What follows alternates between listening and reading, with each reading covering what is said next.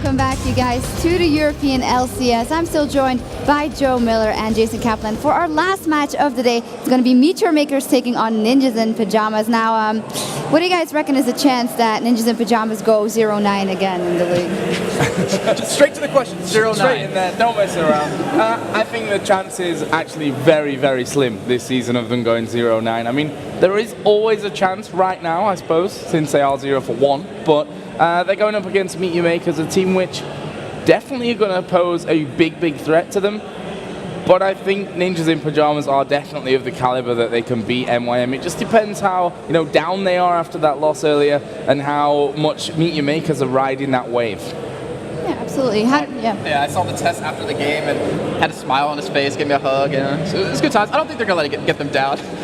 I definitely don't think they'll be going 0-9 at all in this season. I think they're going to bounce back either obviously this game or the next one, but they're going to get their first one under their belts in this week. And I mean, we saw them earlier when they played against Lemon Dogs. They didn't look bad in any way. No. It just seems like they got outplayed a little, well, quite a bit to lose, obviously, but they just got outplayed. But they're still a very strong team. I mean, we saw them take on Fnatic, we saw them take on Gambit, we saw them take on the best last season, and they can easily do it again. All right, so maybe our last words here. What are you remembering from today, what we saw already from the first day?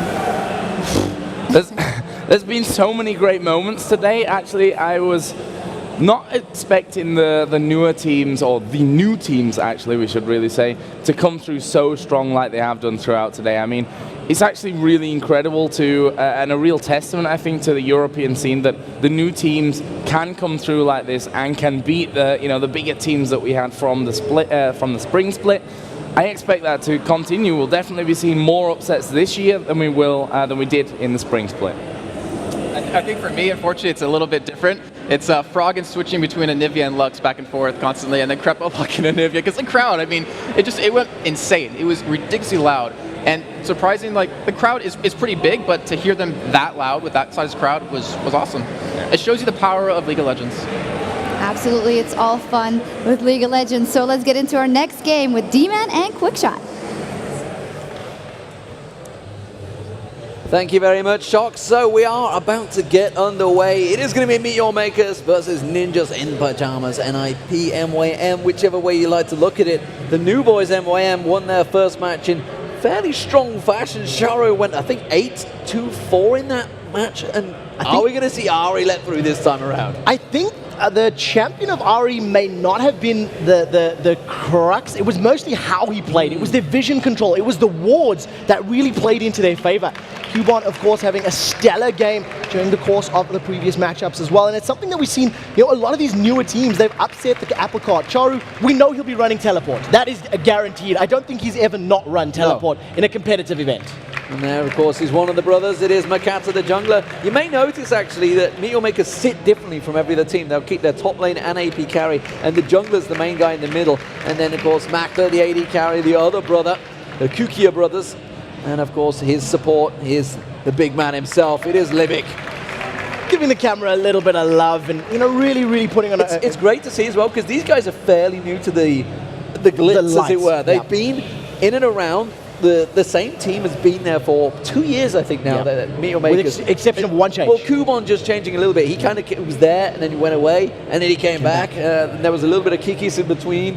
But overall, it's been pretty much the same steady lineup, and it's great to see these guys finally making the big time. Yeah, it's something that's a real testament to stability and practice, and it's something that, it actually worked in favor of Ninjas in Pajamas. They played hard. Godbro went from, having a difficult time in the top lane to being one of the strongest top laners, as Sven Skeren in the jungle, really becoming a presence for his team. We didn't quite see the level of pressure. Snoopy stare going on there from Bjergsen. That's the Bjergsen stare. That's the Bjergsen stare. A little grin at the end gives it all away.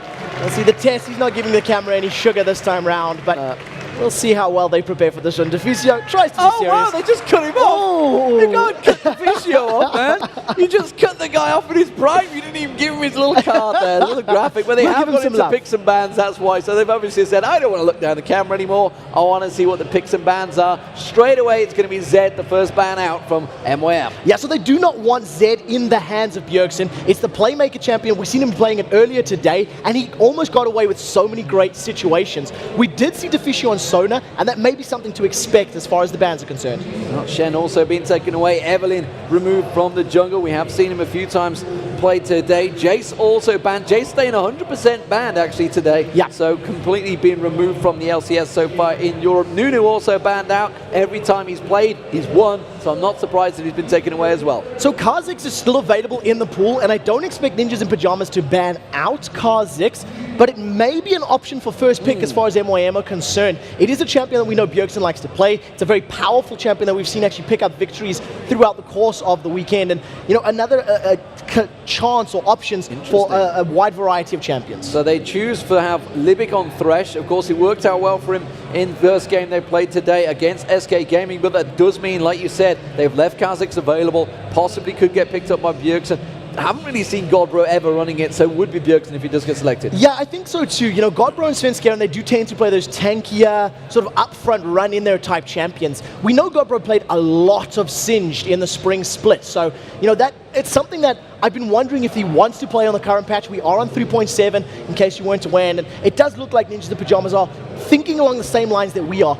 We could see a Varus or a Ezreal being locked in, because the team of NiP, they do like to lock in that AD carry for the test at early stages. And of course, Godbro, he likes to play those tanky champions. Played Malphite earlier on, if I recall.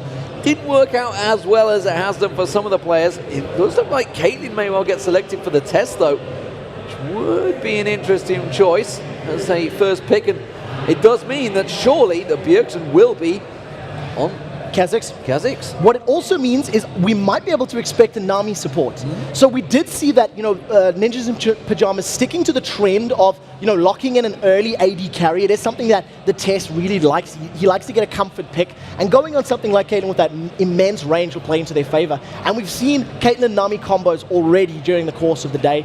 Makate locking in Nautilus, that was his promotion tournament jungler, and he just did phenomenally well with that diver. Yes, it is. See what the next choice will be. Graves. Graves has started to gain a lot more popularity again lately in the LCS, as well as the Korean and Chinese scenes. So it seems to be a champion definitely coming back into the swing of things. It does mean that Varus won't be picked in this game, but the next two picks for NiP, what will they be? My guesstimate is going to be a jungler. Jarvan the 4th is available, as is Xin Zhao, so maybe one of those two might be a possibility. And I think the support, they could go with a Lulu. Caitlyn Lulu is an incredibly powerful, good lane-pushing combo that would then sync up with both defensive and aggressive play. You can clear waves very quickly with Kha'Zix, and I think they're going to leave probably that top lane pick to last. Well, Lulu may get selected for Deficio. See whether he goes in. It would make sense alongside Caitlyn, of course. Would also mean the jungler is still not being selected. Of course, this could be Svenskeren on Kha'Zix in the jungle. I'd be surprised if it is, but it could be. There's the Zac selection. So I think this is going to be Godbro playing Zac in the top lane, and I imagine he's going to build him a little bit tanky with a little bit of magic, ability power thrown into the mix. Basically, what Ninjas in Pajamas were lacking against the Lemon Dogs was magic damage, and Zac is going to provide an abundance of magic damage. I really like the Lulu pick. It's the standard Kate Lulu. They may even go for the 2v1 in the mid lane to try to shove the tower down very quickly, which is something that we've seen time and time again out of these aggressive push type comps. Least currently being hovered over. Meet Your Makers haven't really messed around. There is the Lemon Dogs on the front row watching this matchup. These are smart guys. They are keeping their eye on exactly what happens. They're not on the front row. They're like way back there in the stadium where the camera's just chasing you down though, guys. Once you're in the LCS, you can't escape that camera. And that is looking like it's going to be Sharu on Orianna. Just waiting to see whether it gets locked in. Will he switch it around? I'm not too sure about that pick, especially against a Kha'Zix. I don't know. So it means the laning phase is going to be a bit difficult for Charu, but the synergy isn't 100% ideal. You've got this great delivery system in Nautilus. He's going to put the depth charge down, knock people up. Ideally going to run in and then get a shockwave to pull everybody together. But it's not like a Malphite or a Jarvan or a Xin Zhao, which is a more standard Orianna ball delivery system. So we'll see if they can make that unorthodox system work. But then there's a lot of disengage that can come from Ninjas in Pajamas. They've got leaps, dashes, hops, so they can get away from some of those abilities. And I think this jungler is going to be very important. Jarvan and Xin would be my first guesses, just based on knowing Svenskeren. Well, it's great to see you guys still sticking here. It is 20 past 11 here in Sweden.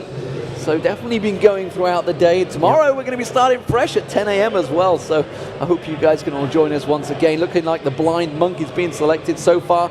Will it be Sven Skeren, of course? It used to be what he was famous for on Lee Sin. That's what I was going to say. If you go back to Season 2 days, it was Sven Skeren and Diamond Prox that were the EU Lee Sin players that you would talk about and think about and really compare against one another. Sven Skeren sort of fell off as far as Lee Sin play was concerned, probably around the time of the spring split. Yeah.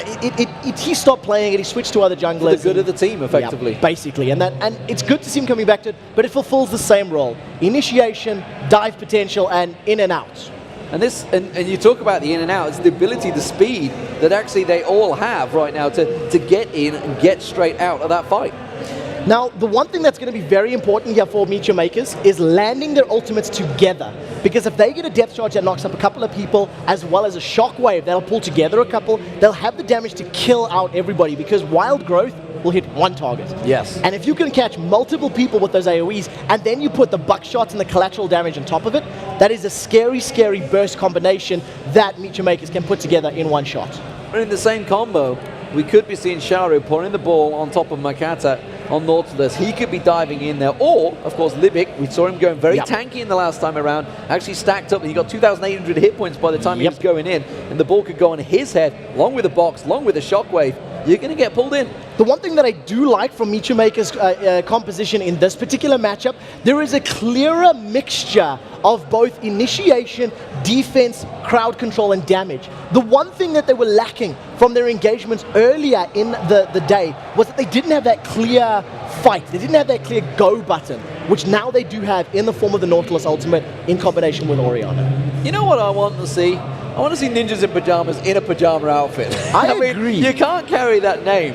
So Heaton, if you're listening, there's a business idea for you right there. A little ninja onesies? Outfit, but pajamas. Maybe a onesie. Maybe That could work. that's what they could play in the LCS. The thing is, onesies. it would have to be a full ninja outfit with, you know, the Just face a little mask, slot, yeah. the face mask and everything. Yeah. They could probably brand it as well, you know, get some sponsors logos I'm on sure there. they could. I know it would draw a lot of Sponsorship photos. idea, marketing right there for you guys. But we are about to get underway, ladies and gentlemen. It is the all-Polish lineup of Meet Your Makers versus the all-Danish lineup of the Ninjas in Pajamas. And obviously, as the Scandinavian team, you're going to assume that Ninjas in Pajamas will be the favorite ones here.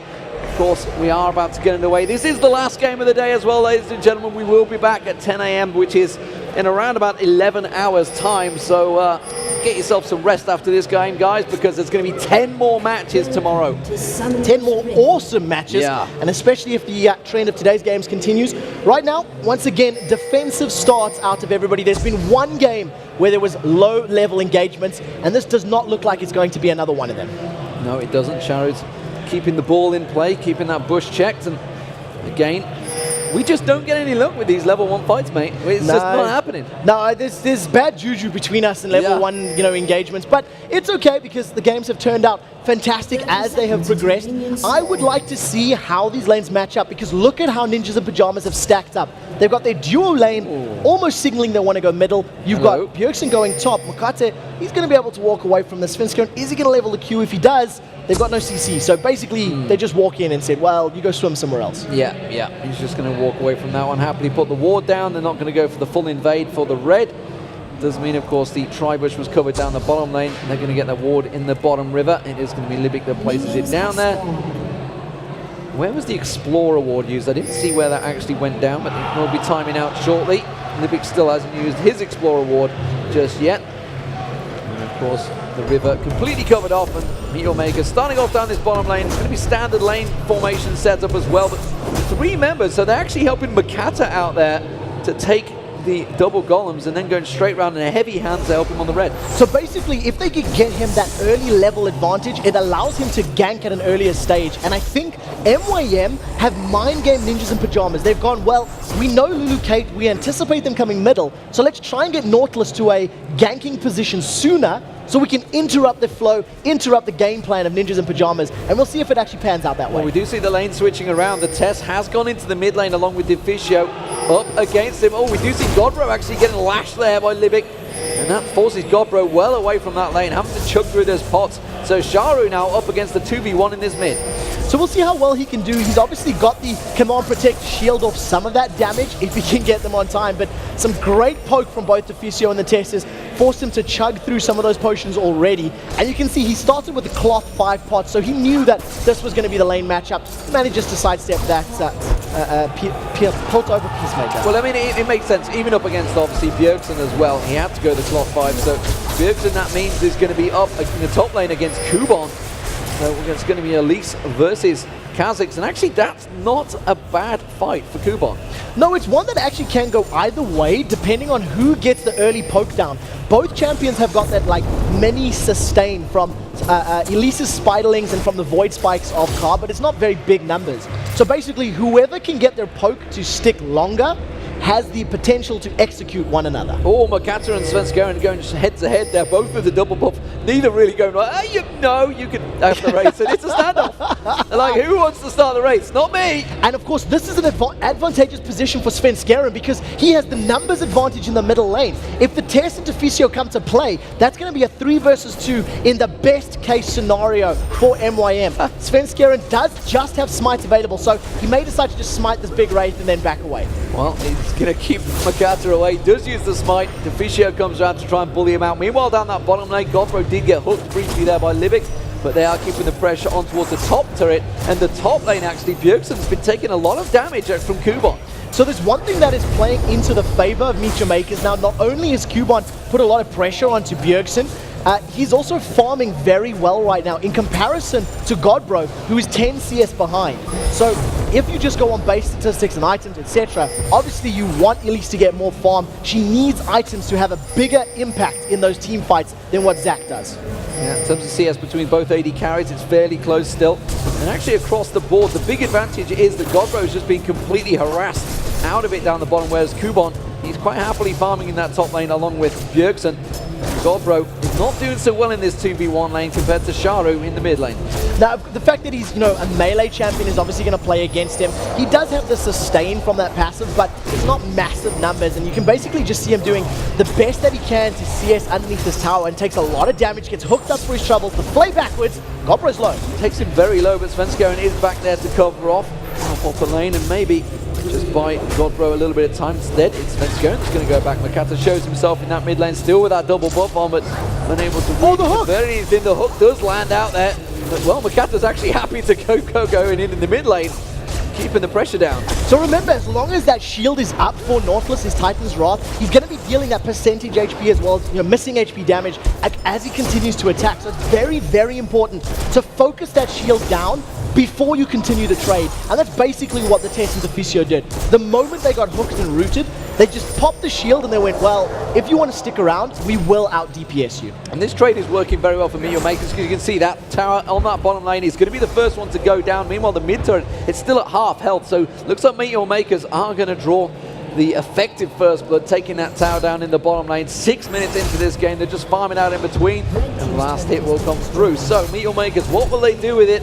They now have the map available to them to rotate around. Looking like the mid lane maybe where the focus is going to be, though. We can see Makata coming back in there again. Sharu has just come back from buying, got himself that Tear of the Goddess. He's going to be farming for days in the mid. So initially I had thought that Ninjas in Pajamas were going to try to do a very early tower push, and by putting Kate and Lulu there, it sort of signaled it. But they haven't been overly aggressive with the push. They haven't used, their respective Q spells to shove the lane as quickly as they could. And of course, you've seen Makata spend a lot of time in that mid lane, basically preventing the Tess and Deficio doing that. Basically hanging around saying, well, we don't want you to play that strategy. So instead, the jungler will camp here, put himself a little bit behind in terms of overall farming, but basically save the tower. And it's worked out because they've got the first, objective of the game. You see Svenskeren looking towards this top lane. Maybe he's going to try and get something on towards Kubon. Kubon hasn't noticed him. The switch to Spider form, switch around. Bjergsen trying to bait him in there, making sure he keeps the CS going. Will he notice the fact that he just got that large minion and Bjergsen didn't level up to 6? Kubon's thinking, I hit 6 before Bjergsen there. Potentially someone could be close. Yeah, and right now Bjergsen, he's already been back, got that tier, got that longsword, got a very, very big wave of creeps to farm up in front of him. You never really want to fight and gank when you got that much CS to potentially lose. The hook goes out, just goes awry of the Tess. A little bit low on mana anyway, but you can see Svenskeren sniffing around.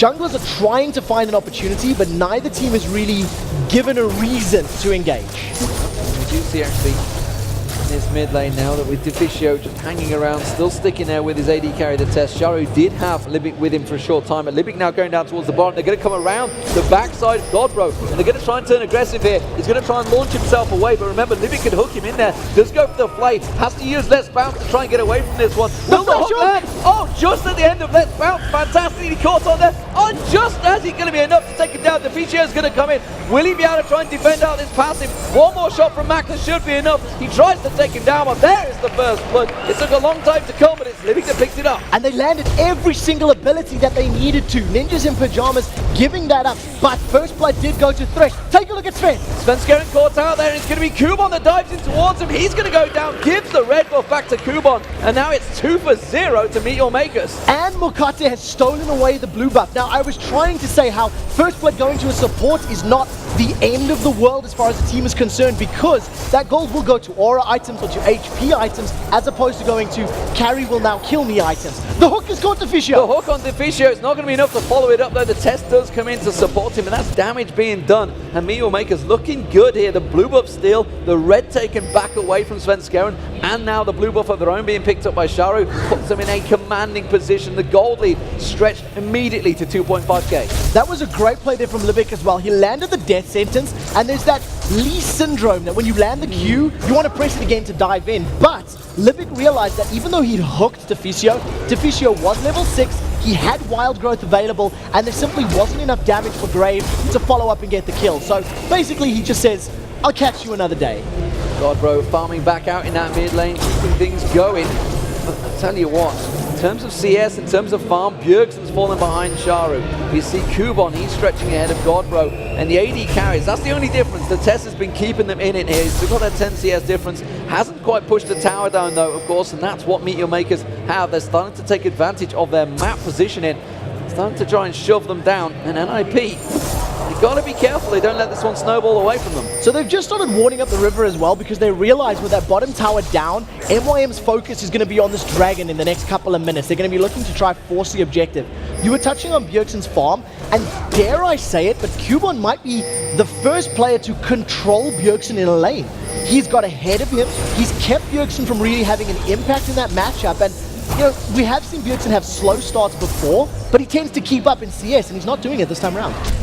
Godbro is actually falling way behind on Kubon as well. Kubon's getting all that free farm in the top lane, but of course NiP are going to come around and try and take away this dragon. Libic is there ready and waiting. They're going to come around. I'm not too sure if they're going to try and interfere. We are seeing Mokata coming around. He might try and dive in for this one, but he's not going to in time. But we do see Bjergsen jumping in there, and immediately they back away. Dragon picked up by NiP. Bjergsen's not finished here yet though. He's going to go back in towards Mokata. Godbro launches himself in there. Let's bounce going off. It's going to be enough to bounce off Mokata, but the rest of the team is there in defensive formation. They would have gone straight into the shockwave ball. Yeah, so it was a good play to decide to back away out of that. Svenskeren was looking for the Dragon's Rage kick, trying to set it up, forced to put a ward down and jump over the wall to safety while the rest of MYM were closing on. The entirety of that engagement, Kubon has been pushing this top lane tower down. He won't get it on this wave, but he may be able to do on the next one. But the mid lane will go down. I don't think there's anything they can do to prevent Meteor Makers taking it down. Just need a little bit of tanking up there. Shockwave goes off. NiP do try and get away from it. Deficio gets hooked in there.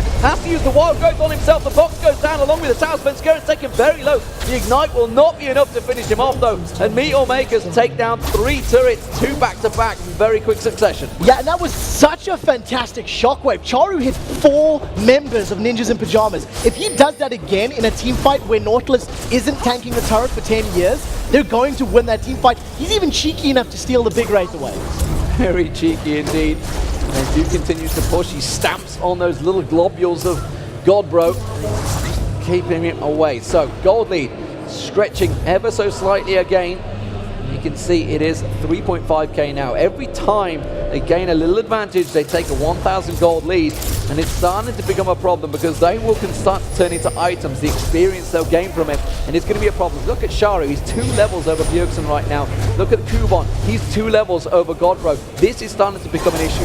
And that is with the dragon on the side of NiP. So even if they even out the towers, they're still going to be behind a gold. Bjergsen's been taken so low. Sunk the fangs in there, Kubon, and just forces him to jump away. Hasn't hit 11 yet, so he hasn't managed to get that second evolution of the jump, so he can't be too cautious, too abrasive in the top lane. And Kubon, well, he's becoming a bit of an unstoppable machine on there. He's got all that magic pen. You can see the haunting guys in there, as well as the sorcerer's boots. He's going to cause problems for anyone. Yeah, and basically the null magic mantle that Bjergsen's picked up, plus a little bit of ammo from a Hex Drinker, it's simply not enough. He is being beaten out by Kubon's Elise, and we'll see how well that is going to affect him in the matchup, because in terms of head-to-head, it's a 20 CS deficit that Bjergsen's playing from right now.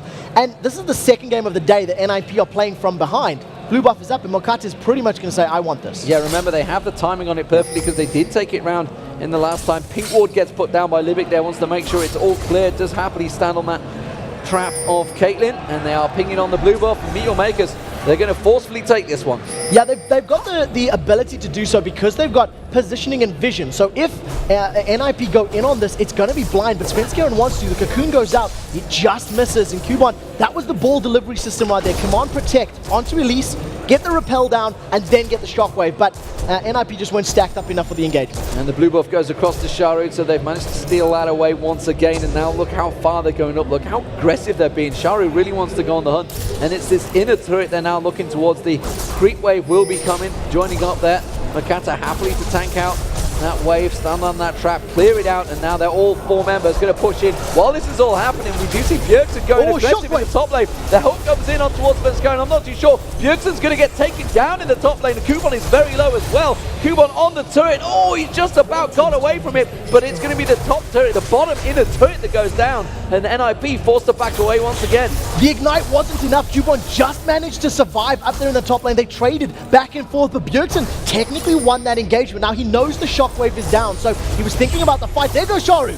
Sharu using the teleport to get in there, does manage to use the ball control, doesn't quite land it this time, is going to continue chasing, he will have the defensive. Bjergsen trying to separate him, is it going to be enough damage though? He's going to have those voice box back in a moment, you can see the ball landing again, defensive ball comes in, Sharu played that very, very well, did just enough to hold Bjergsen in place. Yeah, and he had no Summon Ace Ignite to do that, it was just purely using the abilities with that blue buff. Bjergsen stood his ground, even through the Hex Drinker was taken out, and I think he maybe overestimated his damage, but he had no boots either, so it's not like he could have run away. Orianna would have constantly sped herself up and continued to chase, so I think Bjergsen just tried to make the best of a bad situation. So 3-0 in kills, and the gold just continues to dribble all the way towards Meet Your Makers. 4-0 in turrets without any reply, and honestly, NiP are not even close to taking them turrets yet either. They've got no ability to overextend. They cannot go past the river without running the risk of being jumped on and being killed. And because the initiation power of Nautilus and Orianna is that high, they need to play super ultra defensive. And it's like they did earlier in the day, and we'll probably continue to see them doing throughout this match. So Makler now got himself that Infinity Edge almost complete. Just needs to get that final piece of the puzzle.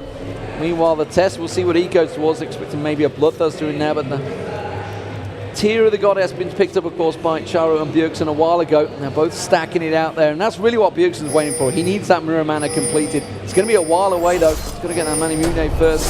Try and start stacking it up as much as possible. Does he want to go aggressive this time onto Kubon? Does manage to go in, gets a good chunk of damage. Kubon tries to turn it back around on Bjergsen.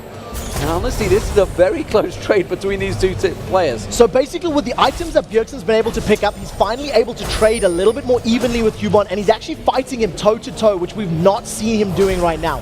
Svenskeren is still hanging around in this top lane, and we'll see whether or not they want to set up the gank. But the build that Bjergsen is doing, it's been completely reactionary. He's needed to defend against Elise as opposed to building the traditional damage. Bjergsen, he did just have a trade a moment ago on the turret, but he couldn't finish it off. That's obviously why Sharu came up there. We do see the Dragon going down. Meet Your Makers will take that one for free. Svenskeren was trying to set up that kill in that top lane, but as you see, Sharu wasn't falling for it. Sorry, Kubon wasn't falling for it, and that was a free Dragon this time around for Meet Your Makers, and that takes the gold lead to 5.5k now. And now Kubon, he's going to go aggressive. In comes Sharu. He has got that ball delivery system, as you called it. Not going to go for it this time, though. Very, very wisely, Bjergsen decides to back away the moment that ball came into shot. They were thinking about the dive, thinking about going for it. His Ignite was almost available, so if they dragged out that fight a couple of seconds longer, they may have been able to pick up the final tick, but instead, wisely, they back off. Very impressively by Bjergsen, he's actually caught up some of that missing CS. Originally, he was about 20 to 25 behind Kubon. Now he's actually 7 ahead, so, you know, good counterplay to pull himself a little bit further back into this game. I feel like Godbro really needs to start getting involved as well. He's farming, he's desperately trying to catch up, trying to do something to make himself useful, but simply put, he was outdone in the lane, and Kubon is way ahead of him in terms of farm and items. Meanwhile, of course, the mid lane, we also, the fact that we're seeing Sharu completely out-farming Bjergsen is massive, because on Kha'Zix, once you hit that 6, you can farm so easily, and he's just struggling right now. He's finally got that Brutalizer complete, so he will be able to put the damage. You can see him clearing out that wave very quickly.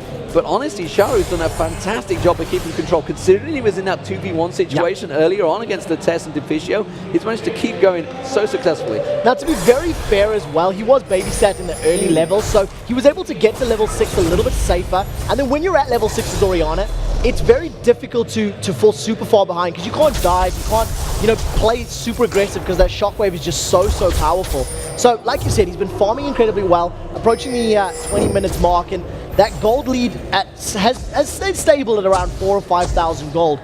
If Ninjas in Pajamas can hold out, they will scale to a point where they can contest the battle, but right now they're just too far behind. This is what, the 3rd blue buff in a row that's been stolen. Yeah, they're happy to just come around there. This time around it's going to be Makler that gets it, double buff picked up on him, and now they're choosing to go towards that mid lane. Ooh, the test almost went in there as well. The hook coming out from Makata, not going to quite land. They have got that wombo combo of double hooks, of course, from Libic and Makata, but as of yet, they haven't landed both. No, they haven't really had a very big engagement. The times we've seen the shockwave, it's for tower defenses. Right now, Bjergsen is looking to set up the fight. There's the ward, no Dragon Rage kick, and you see the cocoon. The cocoon goes in, and Svenskeren almost getting melted. Wild Growth has to get used. Kubon's going to jump in, sinks his fang straight in there. That's going to be the shockwave pulling them back in, and Bjergsen's just getting melted. It's Makata that picks up the kill. Now Godbro is going to get pulled in. You see the dark passage from Makler. He's going to have to use Let's Bounce to get away from that one. And again, another 2-for-0 fight. This time, Meet Your Makers, they turn to Baron. Ninjas in Pajamas needed to back off sooner. They tried to force a fight, and when MYM were a little too far away, they stuck to the guns, and that just got them caught.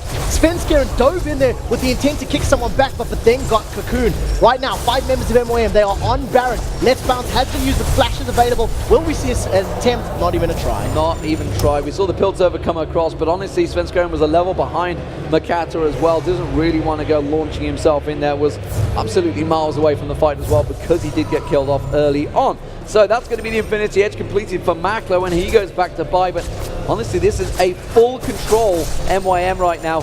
And again, this could be 2-0 for one of the new teams. It definitely looks to be that way right now. With the Baron buff on, it's going to allow them to just siege and push and chase. And, any poke that they take from the Kha'Zix, from the Caitlyn, it's just going to be regen relatively quickly. They've got fantastic wave clear, so they can be sitting at a tower for the entirety of this Baron buff and just poking away slowly but surely, getting the Orianna auto attacks and the Grave auto attacks down, and eventually whittling that tower away. It's got to be a worry for NiP, the fact that 20 minutes in, they're yet to get a kill on Meet Your Makers. And now Meet Your Makers starting to come together as a team, seem to have that better team fight control, better ability. The fact that every time Shockwave's available, they are going to be looking for that team fight. Yeah, that's a good point actually, because we've seen a good number of Shockwaves from Orianna at the 20-minute mark, and that's not always the case. We don't always see those ultimates being used for tower pressure and for, these minute skirmishes. The value of that ultimate tends to mean that it gets saved for those very, very big fights. But right now, once again, there's the hook. They've got Sven. Well, they managed to get on there, and that's going to be the cocoon going in. Svenskeren just getting dropped. Wild Growth had to be used once again, but it doesn't matter, because Makler just melts him as he tries to back away. And that is yet another kill being picked up for Meet Your Makers, as well as the inner turret. They are in destructive performance right now, and they are not afraid to close this game out. They're pushing for it. No, not at all. After the stint that they had with the Dragonborns, where it took them a million years to try close out any games, they've learned their lessons, and they've found out how to pressure and when to pressure. A hook again. Another hook. This time Bjergsen gets pulled in. Double hook. Shockwave pulls him in and just melts away. Jumps off from it and does manage to survive. Has to use his ultimate to just run like the wind in stealth form. But it's not going to be enough. It's going to be the inhibitor turret going down. Meet Your Makers looking very strong in game 2 now. I sincerely hope that Elements is watching, because this is Hook City, Hook Line and Sinker. Nautilus hook into Thresh hook again. Another and again. Hook. They've done it again. The Test gets caught out this time around. He's going to be able to get away. No, he isn't. It's another kill being picked up by Makler. There's a second. Svenskeren going down, and Meet Your Makers 22 minutes into this game and looking to finish. MYM may be able to finish. They've got the time. There's 20-second death timers. They've got a massive creep wave sitting on the Nexus turrets. 1 and 2 will drop, but NiP are going to have to pull off a hell of a defense to save this Nexus. What a game from Meet Your Makers. 8-0 in kills, 11,000 gold advantage, 8-0 in turrets, and the Nexus goes down. The Polish powerhouse are looking on form in their second match of the LCS as they join Fnatic, going 2-0 for the weekend. Just as quickly as this game began, it ended. They went immediately from pretty much mid-game to finish off the back of 2 particular engagements. So very, very good play from Meet Your Makers and just fantastic throughout all. Absolutely fantastic. And the AD carries only had the 1 item. They had the Infinity Edge in there. And they were just like, yeah, we've got this, guys. Let's just go push it through. The hooks coming out from Meet Your Makers was enough. Libic and Makata constantly landing them out back and forth. And Kumon following it up with the cocoons. It was so well executed, so well controlled, that even the likes of Lee Sin couldn't escape them. Dare I say it, I don't think MYM missed a skill shot. I mean, every single time they needed to hit an ability, they did, and they did it in style. The hooks in particular were really, really impressive. That's what won them the game. Because they landed 1 hook into a second, they got a kill, they got an objective. 1 hook into second, kill, objectives, and rinse, repeat till you win. Well, fantastic stuff. It was the final game of the night. And of course, we are going to get over to our analysis desk to quickly go through that before we hear the interview from Shox. Let's get over to Joe Miller and Jason Kaplan. Thanks a lot, guys. So another impressive performance there, Jason, from Meet Your Makers.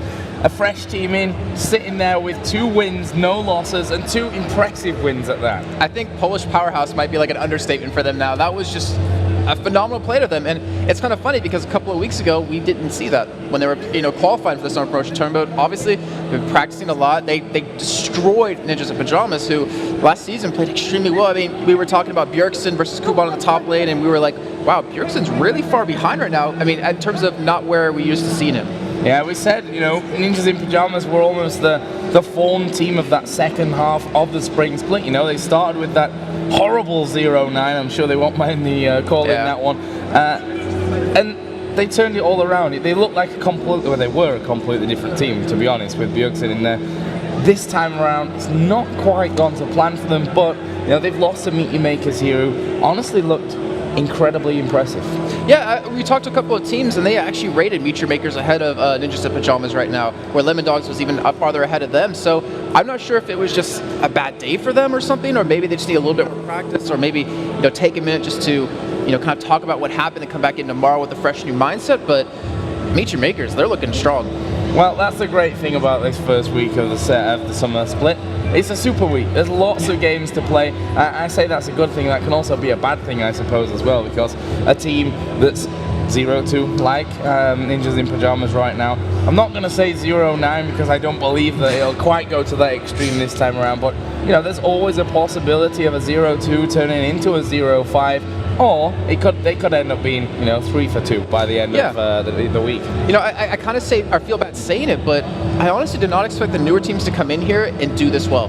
But I'm pleasantly surprised. I hope it keeps up for them. I hope the other teams rise to the occasion and we start seeing some ridiculously good matches that North America's already seen. Now, we mentioned this earlier on, the whole hunger of these new teams coming in there. It's a fresh thing for them. They weren't there in that spring split. They don't have that experience of week in, week out for 10, 12 weeks long of playing all these LCS matches. So I think they have a hunger that we've maybe saw at the start of the spring split from some teams, but that might have fallen off for those that were already there in spring. So it's a long season. There's a lot of games to be played still, so you can only draw small conclusions from the few games that we've seen here today. Yeah, but we can say these teams are starting out very strong, and I like how you mentioned the blood, like the fresh blood. They want to get it. They want to prove to everyone that they deserve to be here. And I go back to what I said before about maybe they're trying to show the other teams that they're taking this for granted. The teams who got through, who sailed through into the next season, they're showing them, hey, you guys need to step up your game because we're coming. We want to get to the World Finals, and we're going to try to do it.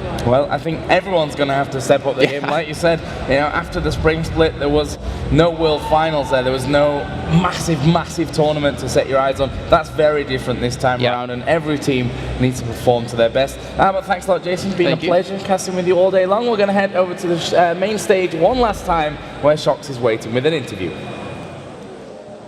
Thank you very much, guys. And here with Kuban, of course, the top laner for Meet Your Makers. What an impressive win. They changed lanes on you, but you didn't really seem to have a lot of trouble with that. To be honest, we expect this lane swap. We were prepared and we just trained a lot on Challenger, and I think everything went good. It went very well. So you're here on the stage of DreamHack in the LCS with 2 victories. I think you couldn't be happier. Yeah, it's best feeling in the world. Okay, so good luck in the rest of your matches. Anything you want to say to your fans out there? Thanks for supporting us, guys, and thanks for cooler master. All right, thank you very much. As for us, it's going to be it for us here. We had amazing games today, but of course we have 10 more games tomorrow, and we're going to start off at 10 a.m. European time. That is 1 a.m. Pacific. We're going to be starting off with the Lemon Dogs taking on Meet Your Maker. So that is Ninjas in Pajamas, excuse me. So I'm sorry, the Lemon Dogs versus Team Alternate. It's been a long day for all of us here. It's going to be 2 new teams battling it out against each other. They still have a game to lose, so we're going to have our first loss for one of those 2 teams. We'll have 10 matches, and we'll be starting off at 10 a.m. Central European time. That's 1 a.m. Pacific. Well, all that's left for me to say is thank you very much for tuning in from all of us here at DreamHack Summer.